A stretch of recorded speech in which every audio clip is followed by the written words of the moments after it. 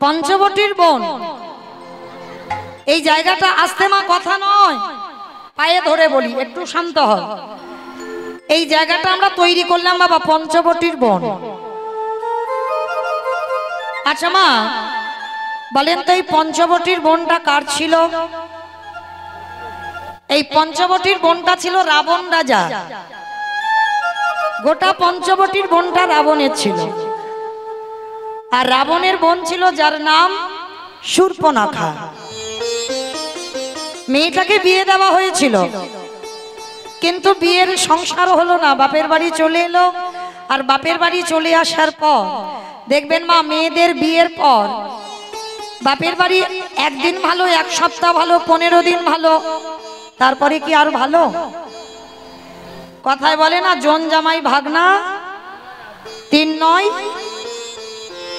আপনার। আমাইরা পঞ্চবটির বনটা এই রাবণ রাজার বোন শূর্পণখার নামে লেখাপড়া করে দিল। কেন? ভালো করে শোনেন। মেয়েটা সব সময় মন্দোদরীর সঙ্গে ঝগড়াঝাটি লেগে থাকতো, মানে এত ঝগড়াঝাটি হতো। তো রাবণ রাজা বিরক্ত হয়ে মন্দোদরীকে বলেছিল, শোন বোন, যা জায়গা জমি সম্পত্তি আছে ভাগাভাগি হবে, তো আজকে থেকে পঞ্চবটির বনটা তোর নামে লেখাপড়া করে দিলাম। তা পঞ্চবটির বনটা লেখা হয়ে গেল শূর্পণখার। আর শোন, আজকে থেকে তোর বৌদির কাছে এসে খাবি না, ওই জঙ্গলে পশু পাখি কীট পতঙ্গ মানব দানব খেচর খেচুরি যারা যারা আসবে তুই সবাইকে ধরে ধরে খাবি। বাবা ভালো করে শুনবেন, রাক্ষসী তো মানুষের মাংস পর্যন্ত খায়। তা যেই না রাবণ রাজা বলে দিয়েছে যত যত যারা যারা আসবে ধরে ধরে খাবি, তা বহু বছর বহুদিন হয়ে যাচ্ছে ওই পোকা মাকড় পশু পাখি এইগুলো খাচ্ছে। হঠাৎ আজকের একটা ঘটনা ঘটেছে, মাইরা মন দিয়ে শোনো, কিন্তু কিছু বুঝতে পারবে না, তখন আমার ঘাড়ে চাপিয়ে দিও না, দিদি কি বললো কিছু বুঝিনি, কেমন? তো মা এইবার শূর্পণখার হঠাৎ আজকের একটা ঘটনা ঘটেছে। কি ঘটনা না, হঠাৎ শূর্পণখার নাকে একটা মানুষ মানুষ গন্ধ ঢুকছে। আমার ছোটবেলা ঠাকুমার কাছে শুনেছিলাম না, হাউ মাউ কাউ মানুষের গন্ধ পাও। ঠাকুমা যখন গল্প বলতো এইগুলো বলতো। তো এই যে রাক্ষস রাক্ষসীদের নাকে মানুষ যদি কাছে আসে গন্ধ ঢোকে, তা রাক্ষসী মনে মনে ভাবলো অনেকদিন পরে মানুষের গন্ধ পাচ্ছি। তা শূর্পণখার নাকে একটা মানুষ গন্ধ। তো শূর্পণখা মনে মনে ভাবছে, যাই হোক অনেকদিন হয়ে গেল শুধু পশু পাখি পোকা মাকড়ের মাংস খায়, এইবার আজকের মনে হচ্ছে মানুষ পেয়েছি, ওর ঘাটটা মুড়ে মাংস করে খাবো। রাক্ষসী তা মনে মনে ভাবছে, আবার এই রূপ দেখলে যদি ওই মানুষটা চলে যায়। সুন্দর একটা রূপবতী নারী হয়েছে, আর এমন রূপ ধরেছে মা, কোন পুরুষ যদি একবার তাকায় আর নজর ফেরাতে পারবে না। মানে শূর্পণখা রাক্ষসী তো এমন রূপবতী নারী হয়েছে। তো এক পা দুপা করে যাচ্ছে, যেখান থেকে মানুষ মানুষ গন্ধটা আসছে, তা যেই না এক পা দুপা করে গেছে, আর যা তো যা লক্ষ্যটা পড়তো পর একেবারে ওই পুরুষটার চরম দুটো। বড় মজার ব্যাপার দেখো, যেই না পুরুষের দুটো চরম দেখেছে বাবা, সে খাওয়া মাথায় উঠে গেছে, সে খাওয়া ভুলে গেছে। চরম দুটো দেখে মনে মনে ভাবছে, আহারে এই পুরুষটাকে যদি একটা রাত আমি আমার করে পেতাম, আমি ওই চরণ দুটো সেবা করে আমার নারী জনম ধন্য করতাম। সে খাওয়া ভুলে গিয়ে এখন সেবার কথা মনে জেগেছে। মনে মনে ভাবছে, রাক্ষসী ওর চরণ যদি এত সুন্দর হয়, তাহলে না জানি ওর বদনটা কত সুন্দর হবে। বাবা শূর্পণখা শিক্ষা দিল সমাজকে, কোনদিন ভগবানের বিগ্রহ দর্শন করতে গেলে সরাসরি মুখের দিকে তাকাতে নেই, সবার আগে চরণ দেখতে হবে, তারপরে কোটি দেশ দেখতে হবে, তারপরে ভগবানের নয়নে নয়ন দিতে হবে, তার আগে নয়। এটা ভজনের নিয়ম, সবার আগে চরণ, চরণের আগে কোনোদিন ভগবানের বদন দেখতে নাই, আগে চরণের দিকে তাকাতে হবে। রাক্ষসী শূর্পণখা সমাজকে শেখালো। তো যেই না চরণ দুটো দেখেছে মনে মনে আশা জেগেছে যদি একটা রাত আমার করে পেতাম। চরণ দেখলো ধীরে ধীরে নয়নটা উঠছে, আর উঠে বাবা যেই না প্রভু রামচন্দ্রের নয়নে নয়ন দিল, খাওয়ার কথা তো আর মনে নেই। এত সুন্দর রূপ আমি তো কোনোদিন আগে দেখিনি। এমন রূপবান পুরুষ জগতে আছে বলে আমার জানা ছিল না। যা হয় হোক, এইবার রাক্ষসী তো বড় মানে শক্তিশালী, তো রামচন্দ্রের কাছে গিয়ে সরাসরি বাবা বিয়ের প্রস্তাব। এই যে এই যে এই যে আমি তোমায় ভালোবাসি, আমায় বিয়ে করবে? বাবা কোনো চিঠিতে ভালোবাসা নয়, কোনো মোবাইল মেসেঞ্জার হোয়াটসঅ্যাপ ফেসবুক কিছুতে ভালোবাসা নয়, সরাসরি মুখে মুখে আমি তোমার ভালোবাসি, তুমি আমায় বিয়ে করবে? ভগবানও তো চালাক কম নয়, মাথায় হাত দিয়ে দুম করে বসে পড়েছে। হায় হায় হায় হায়। বলে কেন তোমার মাথায় কি? বলে মাথায় কিছু হয়নি। তাহলে বসে পড়লে কেন? বলে কি করব বলো, যদি দুদিন আগে তোমার সঙ্গে আমার দেখা হতো। এমন রূপবতী নারী আমি কোনোদিন দেখিনি, কিন্তু আমার দুর্ভাগ্য আমার তো জনক রাজার মেয়ে জানকীর সঙ্গে বিয়ে হয়ে গেছে। কি করব বলো? তুমি কি পারবে সতীনের ঘর করতে? পারবে না তো আমি জানি। আর তাছাড়া আমিও তো বিয়ে করতে পারবো না, কারণ আমি মর্যাদা পুরুষোত্তম রামচন্দ্র। একটা বিয়ে ছাড়া দ্বিতীয়বার আর নয়। কারণ যখন সীতা বনবাসে ছিল, যজ্ঞে বসবে, দ্বিতীয়বার রাম যদি মনে করতো বাবা বিয়ে করতে পারতো, কিন্তু করেনি। মায়া সীতা মানে সন্ন্যাস সীতা তৈরি করে যজ্ঞে বসেছিল, কিন্তু বিয়ে করেনি। রামচন্দ্র সমাজকে শেখালো আমি যেটা করেছি তোরা সেটা কর, আর কৃষ্ণচন্দ্র শেখালো আমি যেটা বলছি সেটা কর, আমি যেটা করেছি খবরদার করতে যাস না। রামচন্দ্রের একটা বউ আর কৃষ্ণের 16,108টা। রাম বলছে আমি যেটা করছি তোরা কর, আর কৃষ্ণ বলছে আমি যেটা করছি খবরদার করতে যাস না, আমি যেটা বলছি সেটা শোন। হ্যাঁ, তো আজকে যেই না রূপবতী নারীকে দেখেছে, রামচন্দ্র বলছে কি করব বলো, তোমার সঙ্গে তো আমার দুদিন আগে দেখা হয়নি, আমার বিয়ে হয়ে গেছে। সে কি তুমি বিয়ে করে ফেলেছো? বলে কি করব, তোমার সঙ্গে কি আমার দেখা হয়েছিল? তবে হ্যাঁ, আমার লক্ষণের এখন বিয়ে হয়নি। কিরম বদমাস দেখেছো?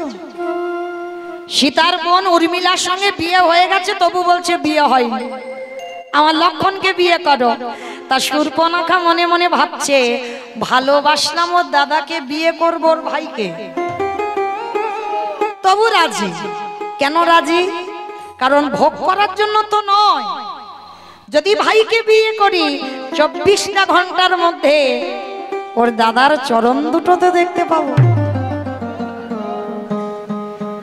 রামচন্দ্র বললেন যে আমারে চাই তারই আমি চাই, যে আমারে না চাই তারে আমি না চাই। রাক্ষস কুলের জন্ম নিলে কি হবে? তুমি তোমারে চেয়েছো, আমি তোমারে চাইবো, কথা দিলাম সারা জনম তোমাকে আমি আমার করে রাখবো, মনে রেখো।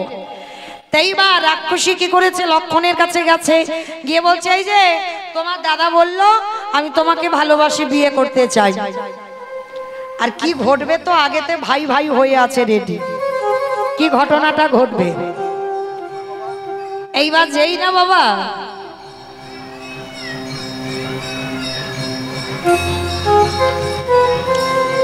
কি ঘটনাটা ঘটবে, যখন রেডি হয়ে আছে লক্ষণকে বিয়ের প্রস্তাবটা দিয়েছে, লক্ষণ বলছে সিঁদুর তো পরাবো, চোখ বন্ধ করো। তা যেই না রাক্ষসী চোখটা বন্ধ করেছে, লক্ষণ সবার আগে নাকটা আর কানটা ধরেছে। কিরকম কথাবার্তা হয়েছিল দেখো। আর নাকটা কানটা যেই না ধরেছে, ধারালো চকচকে ওই যে তীর ধনুক লক্ষণের পিঠে একটা তীর টেনে বের করছে, আর বের করে তীরের আগাতে যে ফলাটা চকচক করছে না, ওই শূর্পণখার নাকটাকে ধরে কানটাকে ধরে একেবারে ওই চকচকে অস্ত্রটা দিয়ে একেবারে ছেদন করে দিল। আর যখনই ছেদন করে দিল, রাক্ষসী নিজ রূপে ফিরে এসেছে। দাদা, রাক্ষসী রেগে গিয়ে বলে উঠলে লক্ষণের দিকে তাকিয়ে, অপদার্থ, তোর এত বড় স্পর্ধা! আমি ভালোবেসেছিলাম তোর দাদাকে, তোকে নয়। তাহলে তুই একজন পুরুষ হয়ে একটা নারীর নাক কানটা যখন ছেদন করলি, আমি তোরে অভিশাপ দিলাম, আজ আমার যেমন রক্ত ঝরলো, আমার মতো করে তোরও একদিন রক্ত ঝরবে, ঝরবে, ঝরবে। মিলিয়ে নেন বাবা। সেই লক্ষণ হলো কলিযুগে দাদা নিতাই চাঁদ, আর শূর্পণখা দাদা রাবণ আর কুম্ভকর্ণ কলিযুগে হলো জগাই মাধাই। ভাঁড়ে করে মদ খেত বাবা, বোতল নয়, ভাঁড়ে। ওই ভাঁড়টা কি করে এলো? ওই শূর্পণখা নাক কানটা যে মাটিতে ফেললো, মাটিতে লীল হলো না, ওই নাক কান থেকে জন্ম নিয়েছিল ভাঁড়ে। অভিশাপ দিয়েছিল শূর্পণখা, আমার দাদা যেদিন এই ভাঁড়ে করে মদ খাবে, কথা দিলাম সেই দিন আমার মতো করে তোরও রক্ত ঝরবে, ঝরবে, ঝরবে। তাই তো বাবা দেখেন, যখন নিতাই চাঁদ হরিনাম দিতে গেল, আর জগাই মাধাই মাতাল নেশাগ্রস্ত, নিতাই চাঁদ হরিনাম দিচ্ছে, আর ওই জগাই মাধাই বলে উঠলেন, বাবাজি নেশাটা সহজ। আমি বলিনি, জগাই মাধাই করছে, মানে পা তো ঠিক নাই, টলমল হচ্ছে। তবু নিতাই চাঁদ বলছে কি, একবার ভাই কৃষ্ণ বল, হরি বল। তখন ওই নিতাই চাঁদ মাধাই কি করেছিল যেন, কলসিটা নিয়ে একেবারে আমার জগাই মারেনি, মাধাই মেরেছিল। আর মাধাই একেবারে নিতাই চাঁদের মাথাতে কলসিটা মেরে মাথাটা ফাটিয়ে দিয়েছিল। সদবোধ হয়ে গেল, শূর্পণখার নাক কাটলো, রক্ত ঝরলো, নিতাই চাঁদের মাথা ফেটে রক্ত ঝরলো। কাঁদালে কাঁদিতে হয়, এ কথাটা মিথ্যা নয়। তুমি যদি অন্যায় না করো, অপরাধ না করো, তোমার জীবনে কান্না রিটার্ন আসবে না। তুমি কারোরে কাঁদিয়ে রেখেছো, তাই তো তোমার জীবনে কাঁদতে হচ্ছে। যারা যারা মা লোকের ওপরে দোষ চাপিয়ে দাও, তাদের চরণ ধরে বলে যাই, কখনো দিও না। দোষ যদি দিতে হয়, নিজেকে দাও। আমি অপরাধী, আমি ভুল করেছি, আমি অন্যায় করেছি, যার শাস্তি ভগবান কড়াই মন্ডায় হিসাব করে আমার কাছে রিটার্ন ফেরত দিল। এগুলো চেতনা, ভাবতে হবে, অনুভূতির বিষয়। তো যেই না বাবা না। আচ্ছা, এখানে আমাদের একটা জানার প্রয়োজন। একটা নারী পুরুষকে ভালোবাসার কথা বলতেই পারে, বিয়ে করবে না কি করবে সেটা তার ব্যক্তিগত ব্যাপার। তাহলে ভগবান হয়ে ওই রাক্ষসীর নাক কানটা কাটলো কেন বাবা? এটা অন্যায় করেনি ভগবান? ভালোবাসবে না, বাসবে না, বিয়ে করবো না, করবো না, তার নাক কান কাটতে যাবো কেন? এটাই তো তত্ত্ব। তলিয়ে যেতে হবে, ভিতরে যাও। নাক কানটা কেটেছিল কেন জানো? শুনে নাও অমাইরা, তোমাদের নাটনাতে চন্দ্রগ্রহণ বা সূর্যগ্রহণ হয়? সব জায়গা হয়। আচ্ছা, যদি গ্রহণ লাগে, গ্রহণ লাগলে অন্নের হাঁড়িতে অন্ন থাকলে, মানে ভাতের হাঁড়িতে ভাত থাকলে আপনারা প্রসাদ পান, ফেলে দেন। আচ্ছা, জলের কলসিতে জল থাকলে আপনারা পান, ফেলে দেন। আর আলমারিতে টাকা থাকলে ওইটাই গ্রহণ লাগে না। হ্যাঁ, আমার কিছুতে গ্রহণ লাগবে না। গ্রহণ লাগার আগে অনেকে জানেন, একটা তুলসী পত্র তুলে সেখানে রেখে দিতে হবে। আর রেখে দিলে কি হবে? গ্রহণ ছুঁতে পারবে না। আচ্ছা মা, গ্রহণের কথা হঠাৎ এখানে এলো কেন? বোঝাবার জন্য।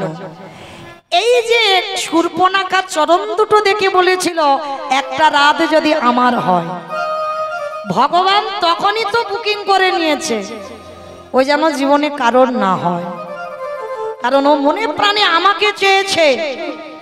ওর জন্য লক্ষণের দ্বারা নাক কানটা কেটে তুলসী দিয়ে দিল, যেন কোনো পুরুষ ওই নারীটাকে নজর দিতে না পারে।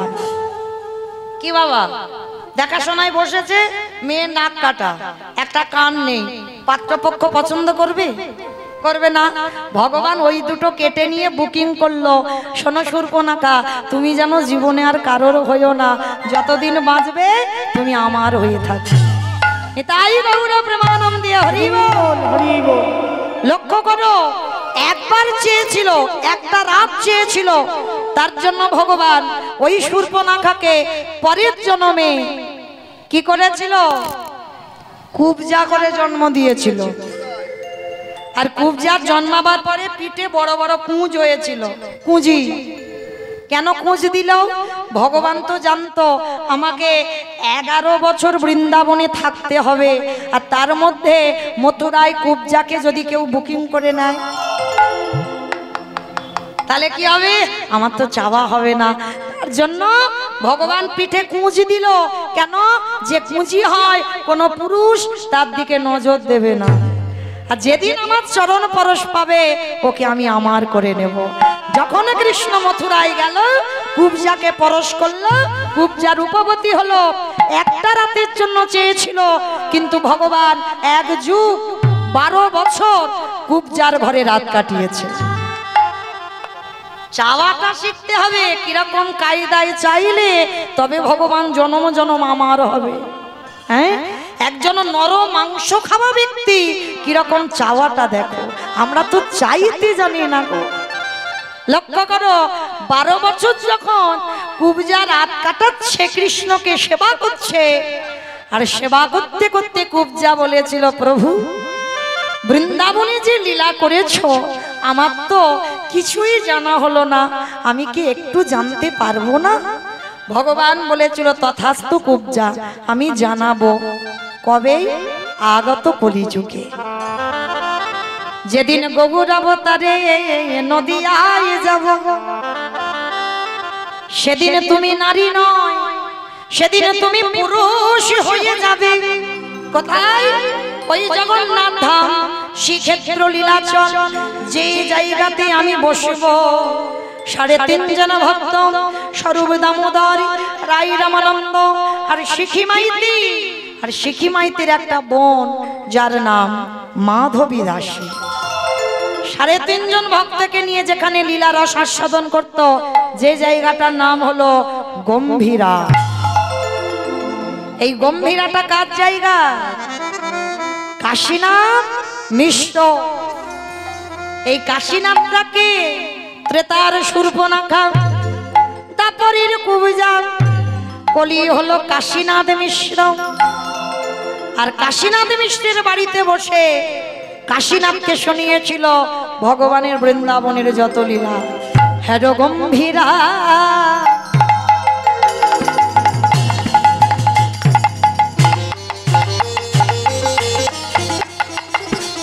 শ্রী গৌরাঙ্গ রায় কৃষ্ণ ভাবনা নিষিদে,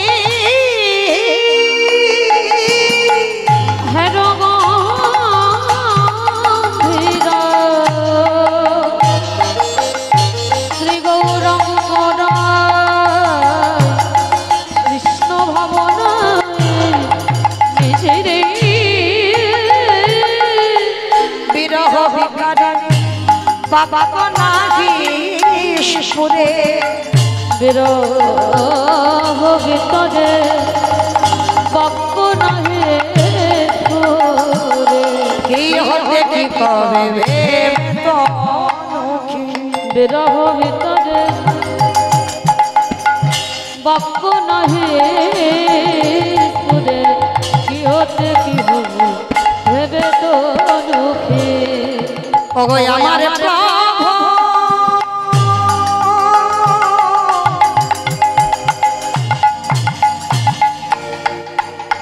দশা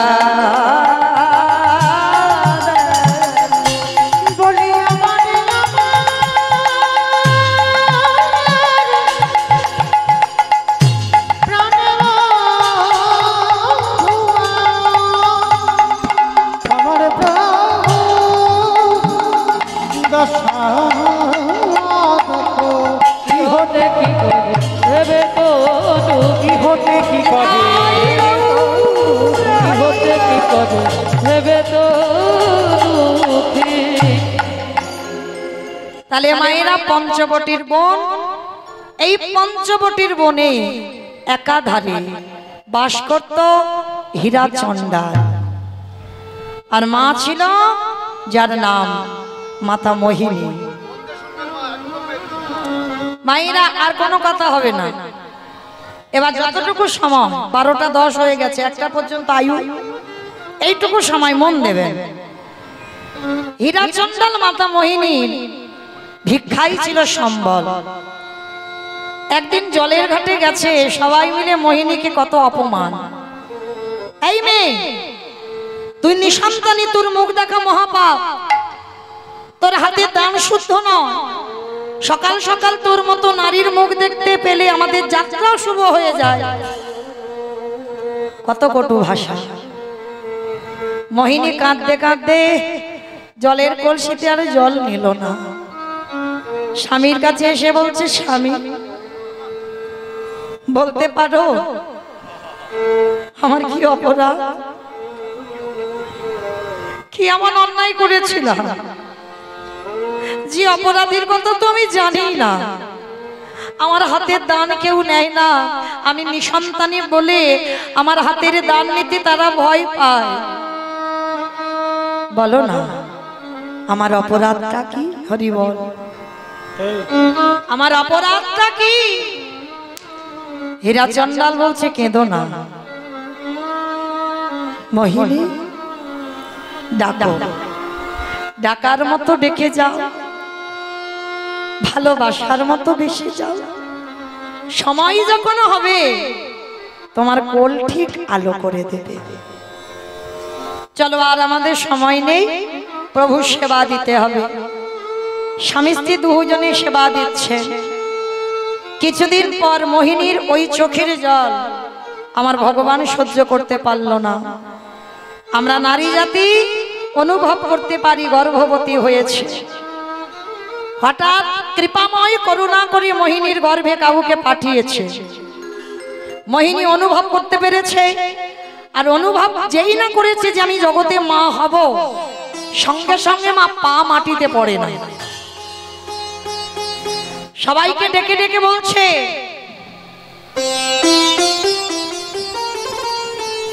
রাধে, অসিত কর্মকার, অভয়পুর, করিমপুর 1000 টাকা আমার ভগবত সেবায় দিয়েছেন, হরিনাম সংকীর্তনের যজ্ঞে দান করেছেন। আমার রাধারানীর কাছে আমি প্রার্থনা করব, আমার রাধারানী যেন ভক্তের সকল মনোবাসনা পূর্ণ করে দেন। নিতাই গৌর প্রেমানন্দে হরি বল, হরি বল। তো আজকে যেই না বাবা মোহিনী অনুভব করেছে আমি মা হব, সবাইকে ডেকে ডেকে বলছে, কি গো তোমরা তো খুব বলতে আমার মুখ দেখা মহাপাপ, আমার মুখ দেখে কোথাও গেলে যাত্রা অশুভ হবে, দেখলে তো আমি কেমন অসাধ্যকে সাধন করেছি। অভিমান হলো ভগবানের। মোহিনী, সন্তান জন্ম দেওয়ার আগে তোমার এত গর্ব, মনে রেখো মোহিনী, দৈববাণী করলো ভগবান, এই সন্তানের মা তুমি হবে, এই সন্তান পৃথিবীর আলো বাতাস পাবে, কিন্তু অভিশাপ দিয়ে রাখলাম এই সন্তানের কোনোদিন তুমি মুখ দর্শন করতে পারবে না। মোহিনী বুঝতে পারলো না কে অভিশাপটা দিল। মোহিনী বলল, কে তুমি? আমি ওর মা, আমি ওর মুখ দেখতে পাবো না, এটা হয় কোনোদিন?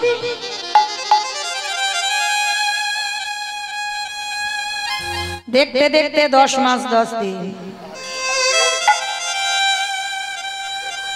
ভগবান পরীক্ষা নেওয়ার জন্য 3 রাত 3 দিন কিছু খেতে পাইনি, এত অভাবের সংসার।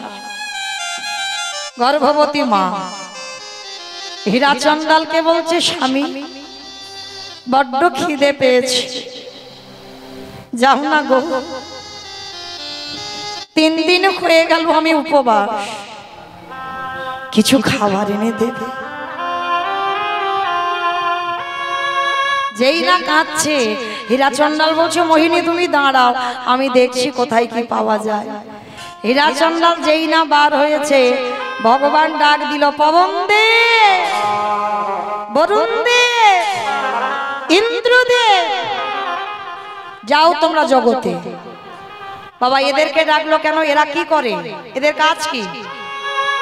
যে এই যে একটু আগে ঝমঝম ঝমঝম করে এলো, বৃষ্টি দেয় বরুণ দেব, ঝড় দেয় পবন দেব, বজ্রপাত ইন্দ্রদেব, তিনজনকে ডেকেছে যাও। তবে দেখো তোমরা জগতে যাবে বটে, আমার ভক্তের অঙ্গে আঘাত যেন না লাগে। হীরা চন্ডাল বেরিয়েছে স্ত্রীকে খাওয়াবে বলে খাবার আনতে, ভিক্ষা করবে। এদিকে প্রচুর ঝড় বৃষ্টি উঠেছে, আর এত ঝড় বৃষ্টি উঠেছে আর ঘরে ফিরতে পারছে না। গাছের তলায় দাঁড়িয়ে আছে হীরা চন্ডাল। আর ভগবানের লীলা কেমন দেখো, এদিকে সেই পর্ণ কুঠিরে মায়ের প্রসব যন্ত্রণা শুরু হলো। অসহ্য যন্ত্রণায় ছটফট করতে করতে মোহিনীর কোল আলো করে একটা ছোট্ট ফুটফুটে কন্যা সন্তান পৃথিবীতে এলো। কিন্তু ভগবানের দৈববাণী মতো সন্তান যেই না ভূমিষ্ঠ হলো, সন্তানের মুখ দর্শন হলো না। মৃত্যু হয়ে গেল মোহিনী। কিন্তু যেই না মৃত্যু হয়ে গেল, ঝড় বৃষ্টি থেমে গেল। হীরা চন্ডাল অবাক হয়ে গেল, এক্ষুনি এত বৃষ্টি হচ্ছিল, এক্ষুনি এত ঝড়, সব থেমে গেল কি করে? ছুটতে ছুটতে হীরা চন্ডাল আসছে, মোহিনী মোহিনী মোহিনী। একি কোনো আওয়াজ নেই? আমি ডাকলে আমার মোহিনী তো ছুটে বেরিয়ে আসতো, আজ আসছে না কেন? তালপাতার কুড়ে ঘর, দরজা ধাক্কা দিচ্ছে। মোহিনী ঘুমালে? দেখো তোমার জন্য কত খাবার এনেছি, তুমি বলেছিলে না খিদে পেয়েছি, দেখো কত খাবার এনেছি। দরজা ধাক্কা দিচ্ছে, কিন্তু কে দরজা খুলবে? যে খুলবে সে তো পৃথিবীতে নেই গো মা। তালপাতার কুড়ে ঘর, তালপাতার দরজা, যেই না ঠেলা ঠেলা দিয়েছে বাবা, দরজাটা খুলে গেছে। আর গিয়ে দেখে না মোহিনী অচৈতন্য, আর পাশে ছোট একটা ফুটফুটে কন্যা সন্তান। কোনদিন তো হীরা চন্ডাল বাবা বালা সম্পদ দেখেনি। যেই না মেয়েটাকে দেখেছে, সবার আগে ছুটে গিয়ে মেয়েটাকে কোলে করে তুলে নিয়েছে। ও মোহিনী, মোহিনী, ও মোহিনী, তুমি তুমি বলেছিলে না তোমার মতো একটা মেয়ে হোক, যে তোমার মতো আমার ভগবানের ভজন সাধন করবে। দেখো তুমি একবার চেয়ে দেখো, কি সুন্দর একটা মেয়ে জন্ম দিয়েছো। এত কথা বলে যাচ্ছে, কে সাড়া দেবে? সে তো নেই পৃথিবীতে। ও মোহিনী, আমি এতক্ষণ কথা বলছি, তুমি কথা বলছো না কেন গো? অঙ্গ স্পর্শ করেছে, অনেকক্ষণ আগে মরে গেছে। আপনারা নিশ্চয়ই কেউ আছে মরা মানুষ স্পর্শ করে দেখবেন, দেহটা শীতল ঠান্ডা, এ শরীরের চামড়াগুলো নরম থাকে না, শক্ত হয়ে যায়। যেই না স্পর্শ করেছে, এ কি তোমার দেহটা তো ঠান্ডা কেন? কি হয়েছে তোমার? নাসিকায় হাত দিয়ে দেখলো আর নিঃশ্বাস পড়ছে না। চিৎকার করে ডাক দিল, দয়াময়,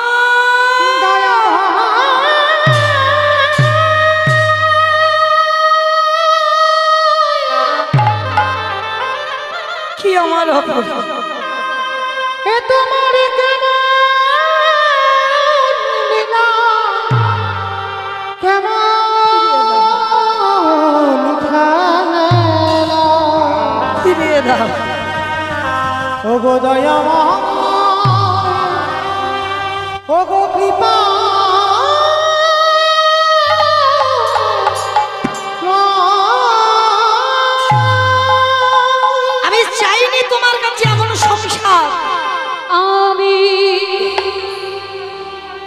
সুখের কে বলেছে এমন সংসার দিতে আমার লাগে বলতে পারো একদিনের বাচ্চাটাকে আমি কি খাওয়াবো, কি করে মানুষ করব?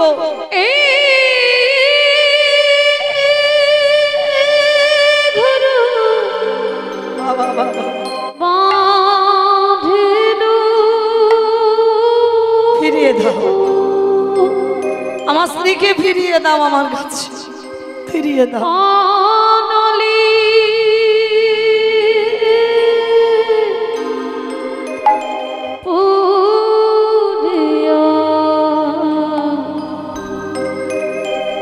গেল রে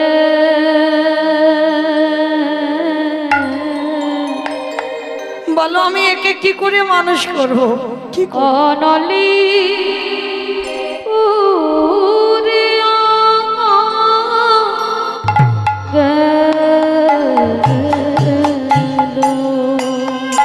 ফিরিয়ে দাও আমার স্ত্রীকে, ফিরিয়ে দাও।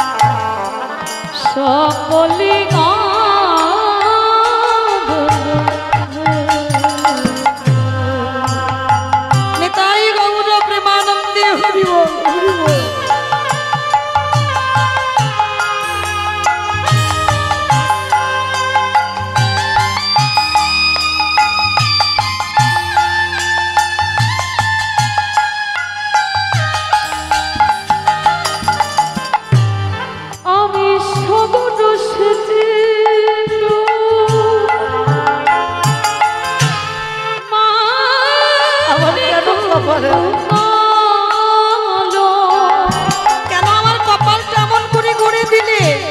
আমি সাগর সেতে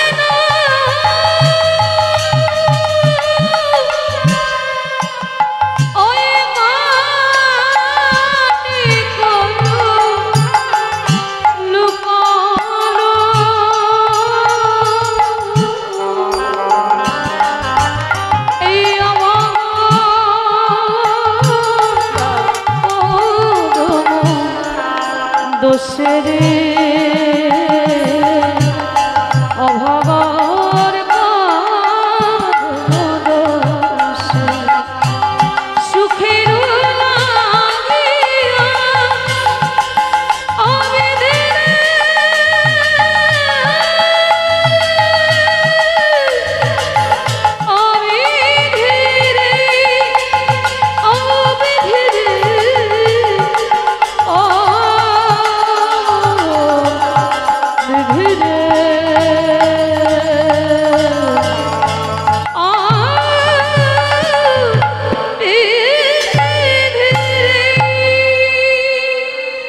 মায়েরা একটা কথা বাস্তবের কথা বলে যায়,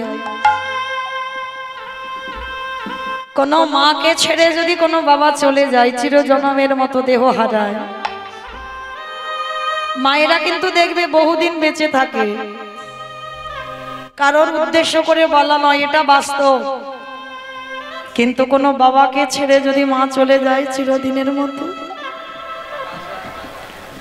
বেশি দিন বাঁচে না, কখনো বাঁচতে পারে না। কেন জানো? বড় একা হয়েছে, কারোর কাছে বলতে পারবে না মনের কথা। ছেলে ভালোবাসে, বৌমা ভালোবাসবে, মেয়েরা জামাই সব ভালোবাসে, অনেক যত্ন করে, অনেক আদর করে, অনেক স্নেহ করে। কিন্তু যে কথাটা তুমি তোমার পরিবারকে বলবে, সেই কথাটা তুমি কাউকে বলতে পারবে না। ওই জন্য বাস্তবে দেখবেন, যদি কোনো বাবাকে ছেড়ে মায়ের আগে মৃত্যু হয়ে যায়, বেশি দিন বাঁচবে না, খুব তাড়াতাড়ি অসুস্থ হয়ে বিছানায় পড়বে। কেন? সর্বদা মনের ভিতরে একটা চিন্তা। আর কোনো সন্তান জন্ম দিয়ে যদি বাবা চলে যায়, মা কিন্তু দেখবেন ঠিক মানুষ করে ফেলে, কিন্তু একটা বাবা পারবে না। বাবা হয়তো পারে, কিন্তু মায়ের মতো পারবে না। মা ছেলেকে ভালোবাসে, বাবাও ভালোবাসে, কিন্তু ভালোবাসা তো অভাব। মায়ের যে ভালোবাসাটা, সেই ভালোবাসাটা না তার বাবা দেবে, না ঠাকুমা, দিদা, দাদু কেউ দিতে পারবে। আর যে সন্তানের জন্ম দিয়ে মা চলে যায়, সে পৃথিবীতে বাবা সবার আগে সবকিছু হারিয়ে বসে থাকে। একদিনের বাচ্চা জন্ম দিয়ে চলে গেল মোহিনী, হীরা চন্ডাল মেয়েটাকে কোলে করে নিয়ে কাঁদছে। ঠাকুর বলে দাও, আজ আমি ভিক্ষায় যাব, কাল ভিক্ষায় যাব, পরশু ভিক্ষায় যাব, কিন্তু একদিনের বাচ্চাটাকে আমি কি খাওয়াবো? রাখে হরি মারে কে, মারে হরি রাখে কে? ভগবান ভক্তকে জন্ম দিয়েছে, তার আহারের ব্যবস্থা ঠিক করে দেবে। স্বর্গ থেকে একটা কাম ধেনু পাঠিয়েছে হীরা চন্ডালের দরজায়, আর ধেনুটা হাম্মা হাম্মা রবে ডাকছে। হীরা চন্ডাল ছুটে গিয়ে একটা পাত্র নিয়ে গেছে, গাভীর ওই উদরের নিচে দিয়ে বলছে, গাভী জানি না তুই কোথা থেকে এলি, আমার ওই একদিনের মেয়ে, সবে আমার স্ত্রীর দাহ কাজ করে এলো, দে না মেয়েটাকে খাওয়াবো একটু দুগ্ধ। গাভীর দুগ্ধ দহন করতে হলো না, আপনি থেকে বাঁট থেকে দুগ্ধ পড়ে বাটি ভর্তি হয়ে গেল। যেই না বাবা দুগ্ধ ভর্তি হয়ে গেল, এবার সেই দুগ্ধ নিয়ে একদিনের মেয়েটাকে খাওয়া। প্রতিদিন গাভীটা স্বর্গ থেকে আসে, দুধ দেয়, চলে যায়। ভগবান মনে মনে চিন্তা করছে, দাঁড়াও, দেখতে তো হবে এ কতটা ভালোবাসে, আমাকে জানতে হবে কতটা ভালোবাসে। ঘরে হীরা চন্ডাল মেয়েটাকে রেখেছে, আর মেয়েটাকে রেখে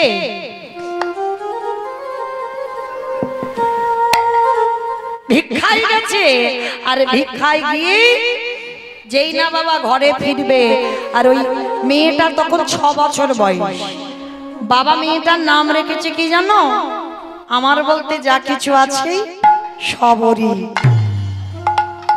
মেয়েটার নাম রেখেছিল সবরী।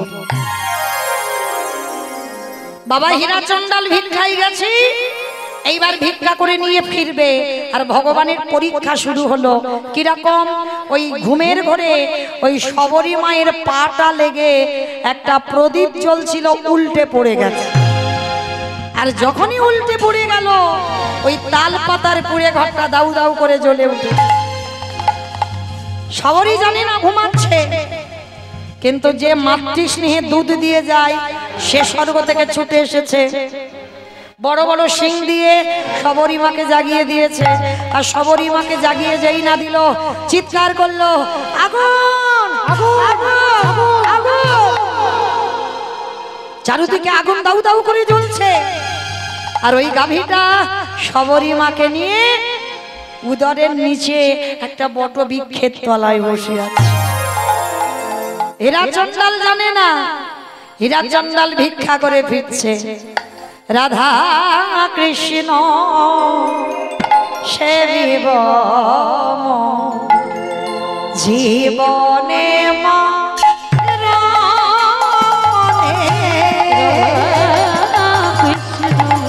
সেবিব জীবনে মরণে যে স্থানে লীলা করে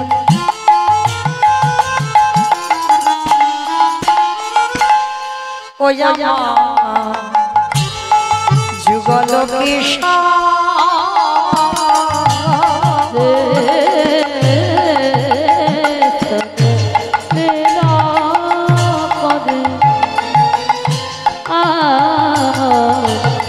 যুগল কৃষ্ণ সখীর সঙ্গিনী হইয়া সখীর সঙ্গিনী হইয়া তাহে রাধা কৃষ্ণ সেবিব জীবনে মরণে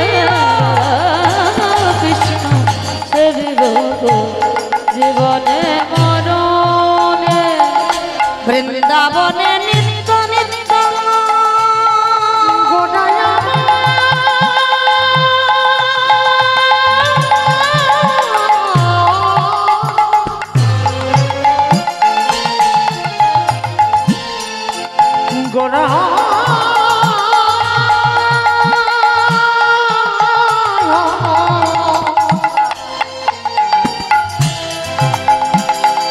গোড়া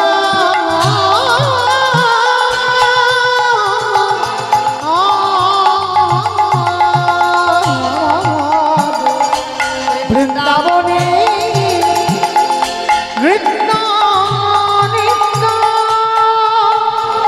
অগজীবন বিলা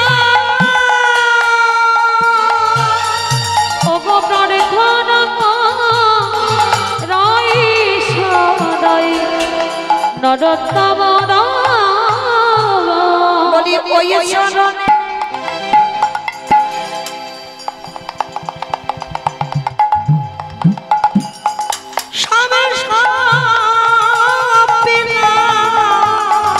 আমার দেহ মন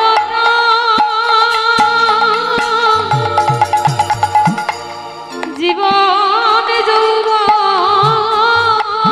আমি পয়সা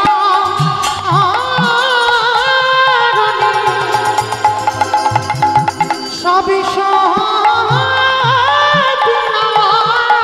ওই না প্রার্থনা করাই সদা নরোত্তম আমার প্রার্থনা করি সদাই নরোত্তম আস্তে এইবার লক্ষ্য করে দেখেন মাইরা আজকে সবরী মা বাবা যেই না ঘরের দরজায় এসেছে দেখে না ততক্ষণে ঘরটা পুড়ে ছাই ও প্রথমে তুমি আমার স্ত্রী কেড়েছো, তারপরে তুমি আমার ঘর কেড়েছো, তারপরে তুমি আমার মেয়ে সবরীকেও নিয়েছো। এবার আমার পালা তো, আমার নিতে হবে না, আমি আসছি তোমার কাছে। হীরা চন্দ্রালী আত্মহত্যা করবে বলে সবে ওই সরুজ নদীর জলে ঝাঁপ দিতে যাবে, হঠাৎ দেখলো কি জানো, বট বৃক্ষের তলে সবরী।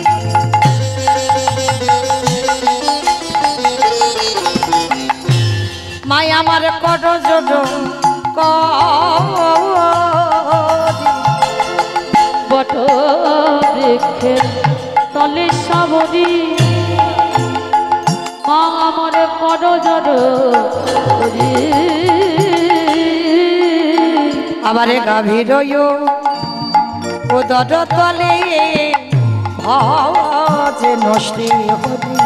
আবার গভীর নারালে ভজে হরি। সবরী কর জোরে নামে সবরী করজরি নাম করি। এরা চন্নালে যেই না দেখেছে মেয়েটা গাভীর উদরে হ্যাঁ রে মা, তোর কিছু হয়নি? হবে কেন বাবা? ওই যে রাখে হরি মারে কে, মারি হরি রাখে কে, এই গোমাতা তোমায় বাঁচিয়েছে। চরণটা জড়িয়ে ধরলো। ওরে, পশু কুলে জন্ম নিয়ে তুই মানুষের থেকেও বেশি কাজ করে দেখালি। হ্যাঁ, যেটা মানুষ হয়ে করে দেখাতে পারে না, তুই পশু হয়ে করে দেখালি। যেমন দেখিয়েছিল বাবা ত্রেতা যুগে ভক্তপ্রভার বীর হনুমান। সীতামাকে জিজ্ঞেস করেছিল যেদিন, সীতামাকে বলেছিল আমা মা, ওই নারীরা মাথাতে লাল মতোটা কি পরে গো? বলে বাবা সিঁদুর। ও মা, সিঁদুর কেন পরে? ও মা, সিঁদুর কেন পরে? স্বামীর অমঙ্গলের জন্য। ও মা, মন্দ বলেনি, মঙ্গল টঙ্গল আর হচ্ছে, খুব হচ্ছে। বাজার থেকে এখন একটা লিকুইড কুমকুম পাওয়া যায়, সেইগুলো কপালে ছোট করে ঠেকিয়ে দেবে, মানে বিয়ে হয়েছে কি হয়নি বোঝা যাবে না। হ্যাঁ, ওইটুকু আর থাকবে না বাবা, ঠিক ওইটুকু আর থাকবে না, মানে একটু করে বলে শীতের ধারে ওই মাথার চুল উঠে যাবে, ওই জন্য সিঁদুর পরা যাবে না। হ্যাঁ, আবার সিঁদুরের এত দাম বেড়ে গেছে, লিকুইড কুমকুম, অপরাধ নিও না মা, আমি বলে যাচ্ছি ওটা সিঁদুর নয়। ওই যে লিকুইডটা কপালে ঠেকাচ্ছ না, ওটা কোনোদিন সিঁদুর হতে পারে না, ওটা সিঁদুর নয়, কিন্তু আমরা ব্যবহার করি। কিন্তু যারা যারা ব্যবহার করো তাদের চরণ ধরে বলে যায়, স্বামীর মঙ্গল যদি সত্যি চাও, কারণ মনে রাখতে হবে কয়েকটা সম্পদ আমাদের জন্য নয়, আমার স্বামীর মঙ্গলের জন্য। যেমন হাতের শাঁখা, পলা, লোহা, শীতের সিঁদুর, এ কটা আমার জন্য নয়, কারণ আমার জন্য যদি হতো বিয়ের আগে মেয়েরা ব্যবহার করতে পারত। হ্যাঁ, এখন তো বাবা মডার্ন যুগ, শাঁখা পড়বে তো পলা পড়বে না, পলা পড়বে তো শাঁখা পড়বে না। আবার দেখবেন যারা শিক্ষার জায়গায় দাঁড়ায়, স্কুল কলেজের যারা দিদিমণি হয়েছে ওদের আবার বেশি, হাতে একটা করে ঘড়ি পড়বে আর একটা করে চুড়ি। খুঁজে পাওয়া যাচ্ছে না শাঁখা সিঁদুর। শাঁখা কোথায় রাখে খুঁজে পায় পড়বো, মডার্ন তো পার্লার, খুঁজে পায় না কোথায় শাঁখা পলা রেখেছে। হ্যাঁ, এই তো কলির দশা। কিন্তু মনে রাখতে হবে আমরা হিন্দু ধর্মের মানুষ, আমরা সনাতন ধর্মের মানুষ। হ্যাঁ, এই কটা সম্পদ গুছিয়ে রাখতে হবে, তবে তোমার স্বামীর মঙ্গল। তা সীতামা যখন বলছে, আমি মৌমিতা বলিনি কিন্তু সীতামা বলল, তা হনুমান বলছো আমা, তা তুমি মাথাতে সিঁদুর কেন দিয়েছ? বলে বাবা, যাতে তোর প্রভু রামচন্দ্রের মঙ্গল হয়। ও, তুমি আমার প্রভুর মঙ্গলের জন্য সিঁদুর পরো? হনুমান তো মানুষ নয়, কপিকুলে জন্ম, অত শত বুদ্ধি শুদ্ধিও নেই। তো যেই না শুনেছে মা প্রভুর মঙ্গলের জন্য সিঁদুর পরে, ভোরবেলা সারা রাত বেটা ঘুমায়নি হনুমান, ভোরবেলা গঙ্গা স্নান করি সীতামার ঘরে দেখে না 3 কৌটো সিঁদুর বসানো, আর সেই 3 কৌটো সিঁদুর মাথা থেকে পা পর্যন্ত বেশ করে মেখেছে। আর ঠাকুর ঘরে গিয়ে রাম রাম রাম রাম রাম রাম, রামচন্দ্রের কানে গেছে, হনুমান এদিকে আয়, এ কি লাল করেছিস কেন সারা গায়ে? বলে প্রভু, আমি জানবো কি করে? আমি মাকে বললাম, মা ওই মেয়েরা কেন মাথাতে সিঁদুর দেয়? বললো তার স্বামীর মঙ্গলের জন্য। আমি বললাম, মা তুমি কেন সিঁদুর পরো? বললো তোর প্রভু রামচন্দ্রের মঙ্গলের জন্য। ওগো মা গো, ওইটুকু সিঁদুর মাথায় দিয়ে আমার মা যদি তোমার মঙ্গল চাইতে পারে, আজ আমি মাথা থেকে পা পর্যন্ত সিঁদুর মেখে এই হনুমান বলো বলো কত না তোমার মঙ্গল হলো।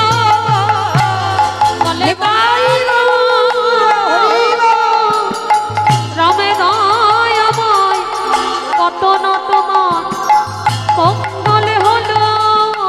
আস্তে, আজকে তখনই সীতামা কি করেছিল? গলায় ছিল একটা মুক্তোর হার, অনেক মূল্য, হনুমানের গলায় পরিয়ে দিল।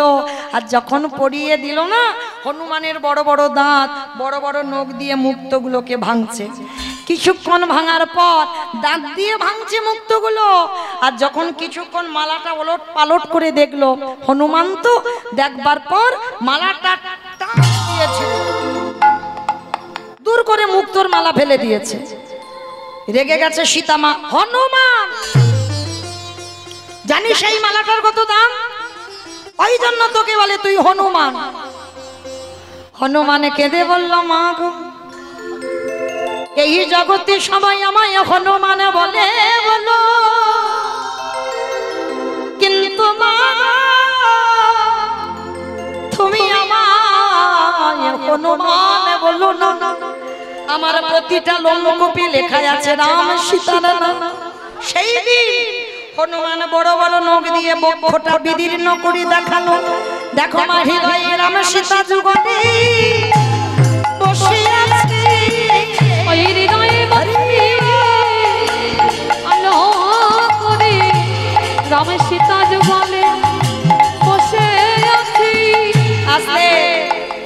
আজকে হীরাচন্দালও বলল সেদিন হনুমান যেমন দেখিয়েছিল, আর আজকে তুই গাভী খুলে জন্ম নিয়ে তুই দেখালি। এইবার নতুন করে সংসার বাঁধলো, একটা পাতার কুড়ে ঘর করে। ভগবান মনে মনে ভাবছে, ওর মাকে কেড়ে নিলাম, ওর ঘর পুড়িয়ে দিলাম, ওই ভক্ত জব্দ হলো না তো? ভালো করে ঘষে মেজে নিতে হবে না? হ্যাঁ, আবার পরীক্ষা শুরু হবে। 3 দিনের জ্বরে দৈব দুর্ঘটনায় হীরাচন্দালের মৃত্যু হল। কি গো মায়েরা, কপাল দেখো, এমনি এমনি ভক্ত নয়। তুমি অট্টালিকাতে বসে কি কৃষ্ণ ভক্ত হবে মনে করেছো? কষ্ট, জ্বালা, যন্ত্রণা ভোগ করতে শেখো, তবে তো কৃষ্ণ ভক্ত হবে। অত সোজা নয়, পথের ভিখারি করে দেবে তোমার, তবে তুমি কৃষ্ণ ভক্ত। আজকে বাবার মৃত্যুর পর সবরই একা হয়ে গেল। খাবে কি? ওই পঞ্চবটির বনে একাধারে মতঙ্গ সাধুদের আশ্রম। কি খায় জানো? সাধুরা যখন প্রসাদ পেয়ে এঁটো পাতাগুলো নর্দমায় ফেলে দেয়, কুকুর বিড়াল খায়। সবরী মা ওই কুকুর বিড়ালের সঙ্গে উচ্ছিষ্টগুলো পায় প্রতিদিন, খিদের জ্বালা। কিন্তু সবরই মনে মনে করছে এটা তো পাপ, এটা অন্যায়। আমার বাবা আমাকে ছোটবেলা থেকে শিখিয়েছে। মা সবরী, শোন, জীবনে যদি তোকে কেউ 1 গুণ দেয়, চেষ্টা করবি বাবা দ্বিগুণ দেওয়ার। কিন্তু এই সাধুদের কাছ থেকে আমি যে এঁঠোগুলো পাচ্ছি, আমি তো কিছু করছি না, এ তো পাপ। না না না, আমাকে সাধু সেবা করতে হবে। কিন্তু কি করে করব? আমি চণ্ডাল, আমি ছোট জাতের মেয়ে, সমাজ আমাকে ঘৃণা করে। তাহলে কি করে সাধু সেবা করব? চুরি করে সাধু সেবা করতে হবে। কিরকম চুরি করি? হরি বল। সারাদিন মেয়েটা ঘরে থাকে, আর রাত্রিবেলা করি মেয়েটা জঙ্গলে যায়। সারাদিন বাড়িতে, আর রাত্রিবেলা জঙ্গলে গিয়ে কাঠের বোঝা সাজায়। একেবারে বলে রে, একেবারে বলে রে, একেবারে বলে রে, আমার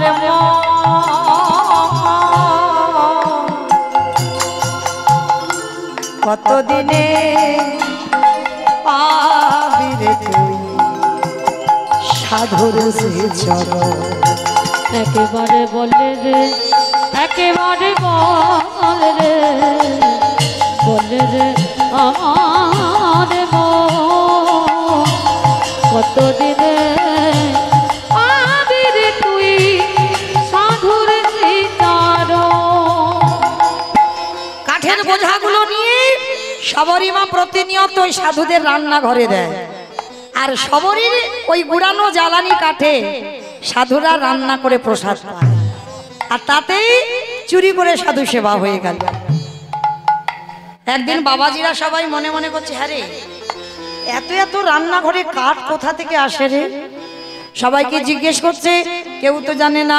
বলে, দাঁড়া, আজকের আমরা একটা ছলনা করব, ঘুমানোর ভান করে থাকবো আর দেখবো কি আমাদের এই রান্নাঘরে কাঠ দেয়। সাধুরা চোখ বন্ধ করে কপট নিদ্রায় আছে, কান খোলা, চোখ শুধু বন্ধ। আর শবরী মা 6 বছরের মেয়ে, সবে মাত্র ওই কাঠের বোঝাটা রান্নাঘরে ফেলেছে। সাধুর দল পিছন থেকে এসে শবরীর হাতটাকে চেপে ধরেছে। এই মেয়ে, কে তুই? নাম কি? থাকিস কোথায়? বাবা মাকে? বাড়ি কোথায়? অনেক প্রশ্ন। শবরী মার একটা উত্তর, আমি শবরী। ও, তুই সেই হীরা চন্ডালের মেয়ে না, যে মেয়েটাকে জন্ম দিয়ে মা মরে গেল, কদিন আগে যার বাবা মরে গেল, যার ঘর পুড়ে গেল, তুই সেই শবরী? হ্যাঁ, আমি সেই শবরী। ছি ছি ছি ছি ছি ছি ছি গো, হাই হাই হাই গো, একটা চন্ডালিনী, সে কিনা ওই জ্বালানি কাঠ এনে দেয় আর তার গুড়ানি জ্বালানি কাঠি আমরা রান্না করে প্রসাদ পাই। এই ছোট জাতের মেয়ে।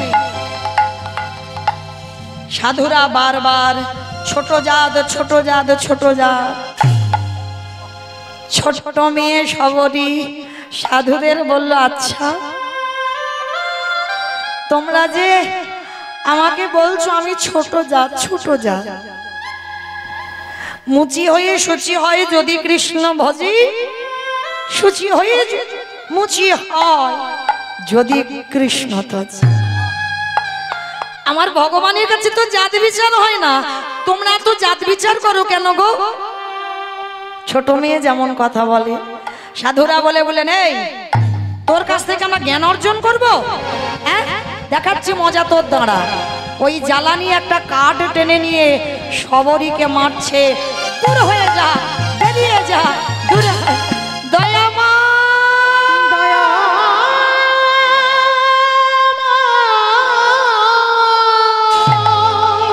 ওকে মা বের করে দিও ওকে আশ্রম থেকে।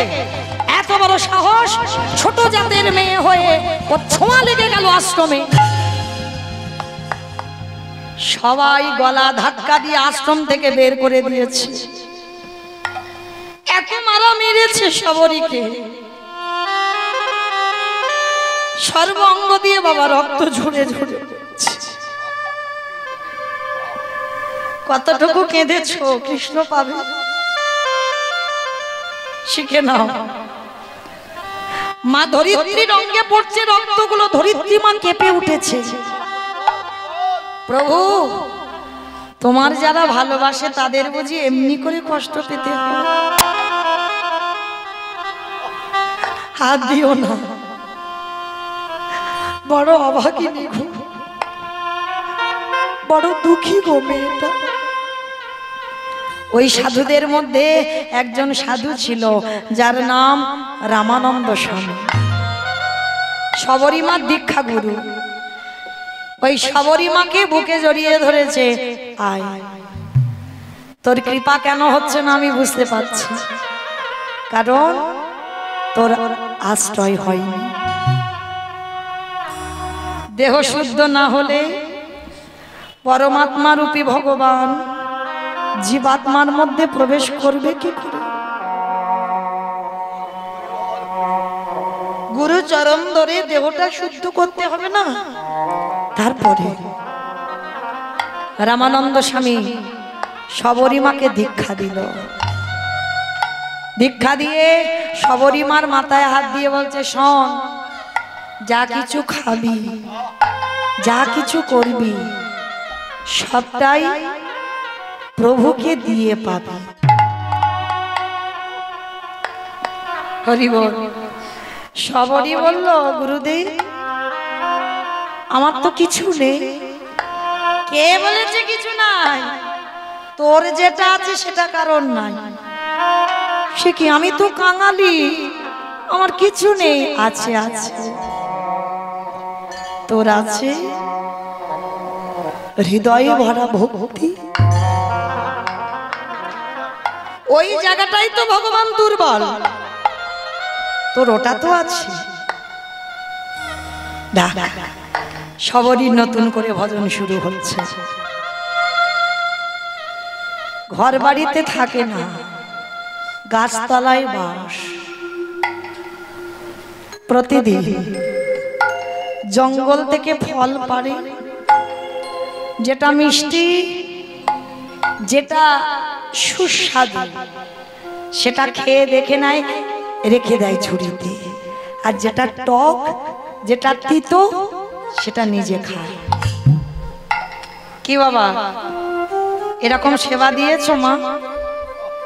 বাজার থেকে আম কিনে এনেছো, এত টক খাওয়া যাচ্ছে না, না দেখে ভগবানকে দিলেন, খাবে কি করে? আগে নিজে দেখে নাও তোমার উপযুক্ত কিনা। এরকম ভক্ত সবরী মা নিজে না দেখে জীবনে কোনোদিন প্রভু রামকে কিছু দেয়। কেন? সবরীর বাবা সবরীকে ছোটবেলায় একটা গল্প করেছিল, মনে আছে? রামের শত্রু রাবণ, সবরীর ভয়, রাবণ যদি ফলের মধ্যে বিষ দিয়ে দেয় তাহলে তো আমার রামচন্দ্রের মৃত্যু হবে। তাই মৃত্যু যদি হয় আগে আমার হোক। তাই সবরী মা প্রতিদিন এঁঠো ফলগুলো পেরে রাখে। আচ্ছা মা, ওই এঁঠো ফল থাকে বেশি দিন? অর্ধেক কামড়ে রেখে দিয়েছো, থাকবে? পোকা হবে, পচে যাবে, ফেলে দিতে হবে। আর দেখবেন কোন কোন ভাগ্য চক্রে এঁঠো করা ফল শুকিয়ে যায়। যেগুলো শুকিয়ে যায় সবরী মা তুলে রাখে, যেগুলো পচে যায়, নষ্ট হয়, ফেলে দেয়। সবরী মায়ের এবার বয়স হয়েছে, গাছতলায় ভজন,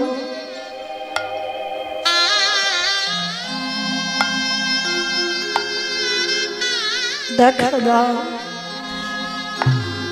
দেখা দাও, দেখা দাও।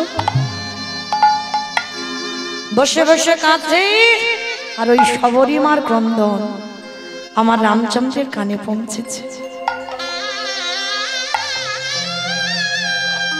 রামচন্দ্র লক্ষণকে নিয়ে এসেছে, দরজায় এসে ডাকছে, সবরী, সবরী মা কই গেলি? বেরিয়ে আয়।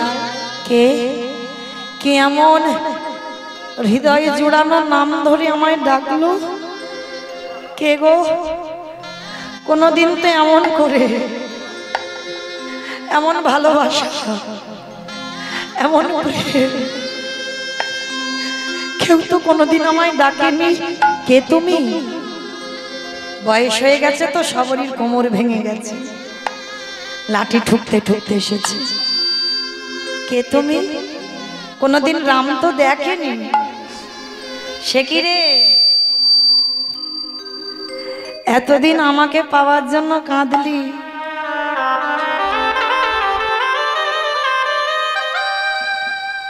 আমি এলাম, চিনতে পারছিস না? প্রভু তুমি এসেছো, কিন্তু আমি কোথায় বসতে দেব?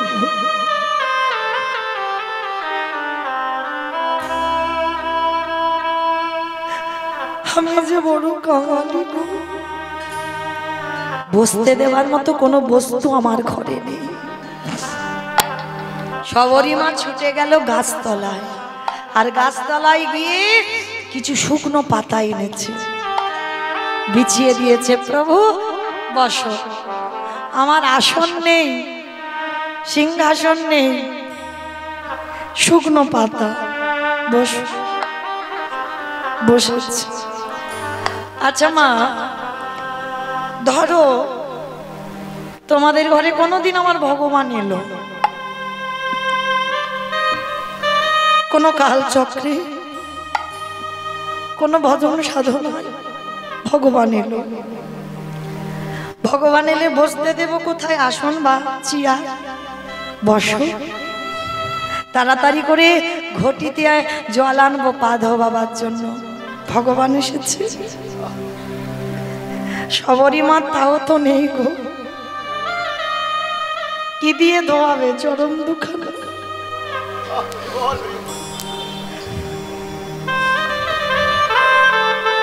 ঘটিতে জল নেই বলে কি করেছিল জানো মেয়েটা?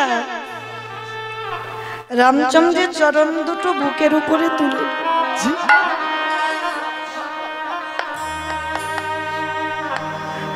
ভালোবাসা দেখো, ভাষাটা কেমন তৈরি করেছে।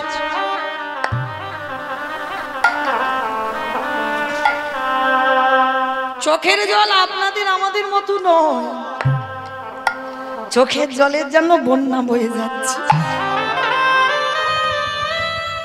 প্রভুর চরণ দুটো বুকে আছে, ধৌত হয়ে গেল। আঁচল দিয়ে মোছাবে যদি ব্যথা লাগে, মাথার কেশটা খুলে দিয়েছে। রামচন্দ্রের চরণ দুখানা মুছিয়ে দিয়েছে।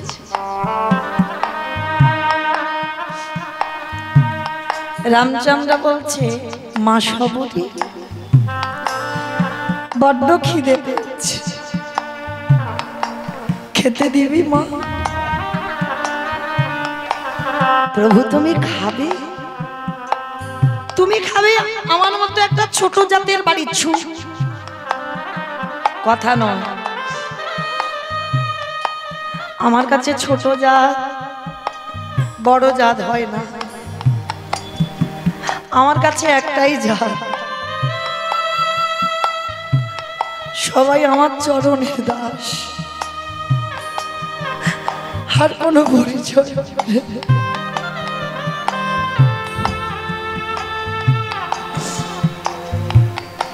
দেনা মা একটু খেতে। দাঁড়াও দাঁড়াও ঠাকুর, আমি এক্ষুনি যাচ্ছি।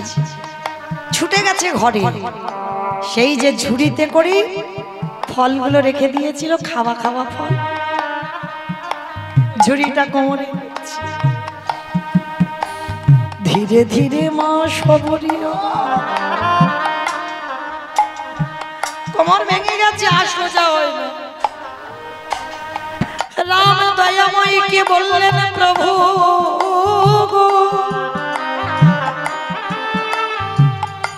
যখন আমার সময় ছিল তখন তুমি আমার কাছে এলে না। আজ আমার সময় নেই, সময় চলে গেল, তুমি এসেছো। ঝুড়ি থেকে একটা ফল নিয়েছে।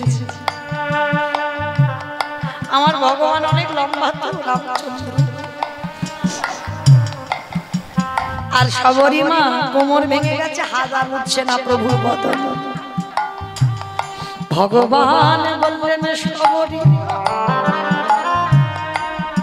এই জগতে ভক্ত যখন আমার কাছে পৌঁছাতে না পারে, আমি ভগবান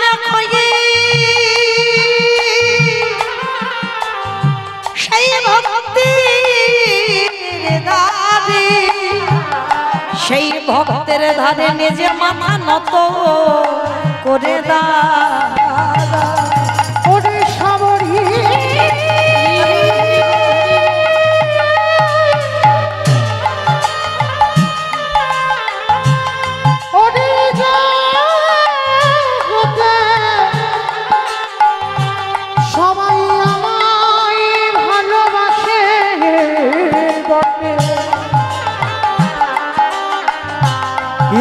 তোরে মতো করে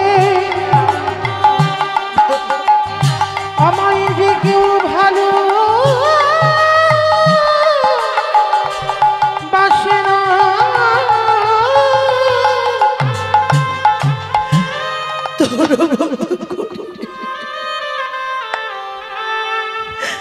কেউ কোনোদিন আমায় ভালোবাসে, সবাই আমায় মন্ত্রী তন্ত্রী ডাকে, সবাই কত দামি দামি খাবার দিয়ে ডাকে, কিন্তু ভক্তরে ওরে তোর মতো চোখের জলে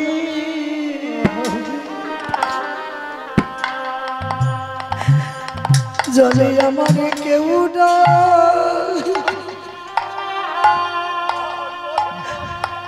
ডাকে না।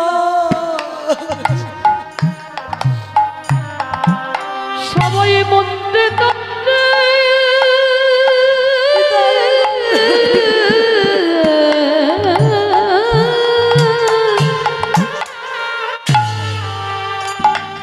সবাই মন্ত্রে তন্ত্রে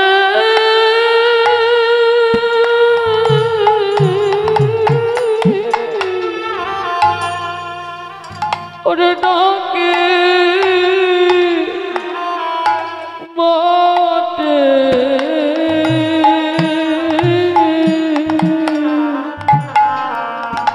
তোর মতো চোখের জলে ভেসে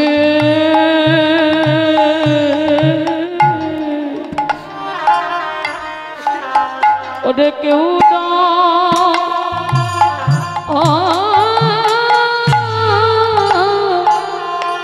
ডাকে না।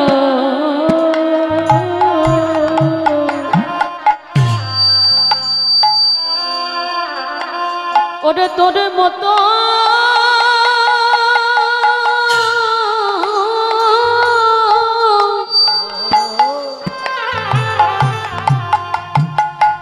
ওরে তোর মতো এমন প্রেম দিয়ে না এমন করে ওরে কেউ ডাকে না। ওরে সবরি রে তোর মতো ভক্তি আর প্রেম দিয়ে যদি কেউ ডাকারে মতো ডাকে, আমার ভক্ত বাৎসল্য ভগবান হয়ে আর কি কোনদিন থাকিতে পারে? দেমা সবরি আমি সেবা করব। আর যেই না সবরি দিতে গেল, লক্ষণ পাশে দাঁড়িয়েছিল, এইবার হাতটাকে ধরে ওই ফলটা কেড়ে নিয়ে দূর করে ফেলে দিয়েছে। আর যেখানে ফেললো পড়ে গেল বাবা সবরি রেটো ফলটা গন্ধমাদন পর্বত। আর ওই গন্ধমাদন পর্বতে যখন পড়ল, সবরি মা রেগে গিয়ে অভিশাপ দিয়েছিল, লক্ষণ যেভাবে আজকের আমার ফল রামকে খেতে দিলেন, একদিন না একদিন যেদিন তুই মৃত্যুর সঙ্গে লড়াই করবি, আমার এই মুখের এটো ফল না হলে তুই বাঁচবি না, বাঁচবি না, বাঁচবি না। সেটা থেকে হলো বিশল্য করলি পাতা। লক্ষণ শক্তিশালী যখন বলল, হনুমান বিশল্য করলি পাতার রস দিয়েছিল। মায়েরা আমার যাবার বাঁশি বেজে গেছে, চলে যাব আপনাদের চরণ থেকে। এই মুহূর্তে আপনাদের জন্য সেবার ব্যবস্থা তৈরি হয়ে গেছে। আপনারা প্রত্যেকটা ভক্ত, যত যত ভক্ত এসেছেন প্রত্যেকে আপনারা প্রসাদ পাবেন। আপনারা সেবা করে আবার পরবর্তী দিদি ভাই আসবেন, লীলা কীর্তন পরিবেশন করবেন, আপনারা লীলা কীর্তন শ্রবণ করবেন। সেদিন আমার রামচন্দ্র বলেছিল, সবরি এ জন্মে আমার ভাই তোর এঁটো বলে খেতে দিল না, কথা দিলাম আগত দাপরিতে যেদিন আমি কৃষ্ণ হয়ে ব্রজের মাটিতে যাব, কথা দিলাম সেদিন তুই মথুরায় জন্ম নিবি, তোর নাম হবে মালিনী। ফল বিক্রি করতে করতে ওই মালিনী যেদিন নন্দালয়ে এসেছিল, আর গোপাল হামাগুড়ি দিয়ে ওই ফল বালির কাছ থেকে ফল কিনে খেয়েছিল, বিনিময়ে কি দিল? দুমুঠো ধান। আর সেই ধান ধান নয়, বাড়িতে গিয়ে দেখলো সোনার ধানে পরিণত হলো। নিতাই গৌর প্রেমানন্দে হরি বল, হরি বল। এইবার সেই মতঙ্গ সাধুদের কাছে সবরী মাকে নিয়ে গেল। সাধুরা বলছে, প্রভু ও ছোট জাত, বলে চুপ, আবার বলে ছোট জাত, ওরই জন্য আজকের আমাদের দর্শন হলো।